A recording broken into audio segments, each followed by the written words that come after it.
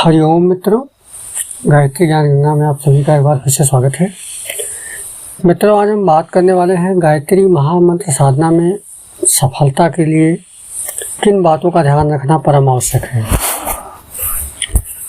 हम किन विशेषताओं को धारण करने के बाद गायत्री महामंत्र साधना में शीघ्र सफलता प्राप्त कर सकते हैं। आज का टॉपिक हमारा यही है और इसी बिंदु पर आज हम चर्चा करेंगे। तो मित्रों, मेरा जहाँ तक मानना है और जहाँ तक मेरा अनुभव रहा है, गायत्री साधना में सफलता के लिए सबसे महत्वपूर्ण बिंदु है करुणा।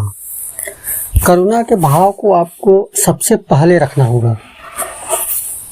ये गायत्री साधना में ही नहीं, किसी भी मंत्र साधना में आपको सफलता दिलाती है।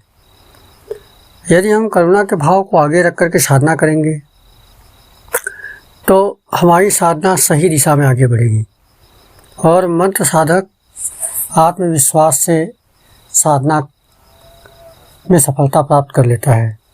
तो हमें करुणा का भाव विकसित करना होगा और सबसे महत्वपूर्ण बात यह है कि साधना के दौरान साधक को मौन साधना के ऊपर भी ध्यान देना चाहिए।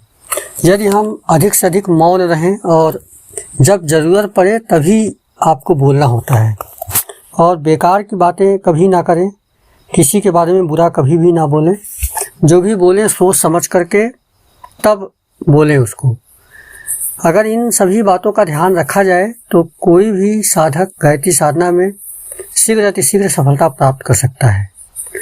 और गायत्री मंत्र साधना करते हुए व्यक्ति का आचरण भी बहुत ही प्रभाव डालता है। यदि वो आचरण में निरंतर सुधार करता जाता है, लोगों के प्रति दया, करुणा और समभाव रखता है, तो उसे गायत्री मंत्र साधना में अलौकिक सफलता प्राप्त होती है और धीरे धीरे वो माँ गायत्री का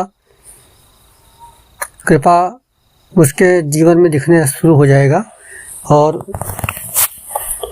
उसका जीवन बदलने लगता है।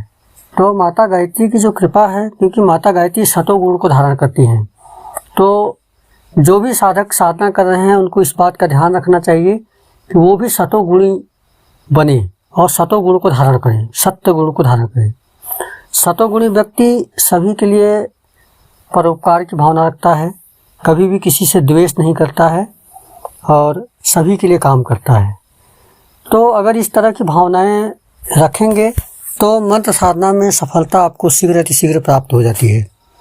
और गायत्री साधक को अपने मंत्र के ऊपर दृढ़ विश्वास रखना चाहिए। उसे ये समझना चाहिए कि उसका जो मंत्र है संसार का, ब्रह्मांड का सबसे शक्तिशाली मंत्र है। ये दृढ़ भावना रखते हुए ज़्यादा से ज़्यादा जप करे। जप की संख्या जितना अधिक होगा, मंत्र का जाप जितना ज़्यादा होगा, मंत्र का प्रभाव उतना शीघ्रता से व्यक्ति के ऊपर पड़ता है।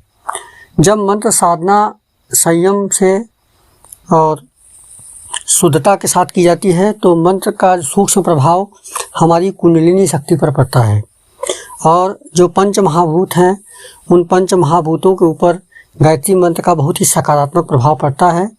और मंत्र साधना में से जो मंत्र के वाइब्रेशंस हैं वो हमारे शरीर को शुद्धि करते हैं।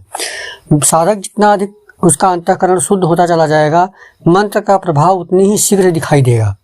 यदि मंत्र साधक साथ में प्राणायाम का भी अभ्यास करता है तो उसे गायत्री मंत्र का अलौकिक लाभ शीघ्र अतिशीघ्र दिखाई देने लगता है। तो आप अनुलोम विलोम प्राणायाम, कपालभाति और भ्रामरी प्राणायाम का अभ्यास कर सकते हैं, तो आपको मंत्र साधना में शीघ्र अतिशीघ्र सफलता प्राप्त होती है। तो मित्रों, हमारी जानकारी आपको कैसी लगी ज़रूर बताइएगा। धन्यवाद। हरिओम। जय माँ गायत्री। जय।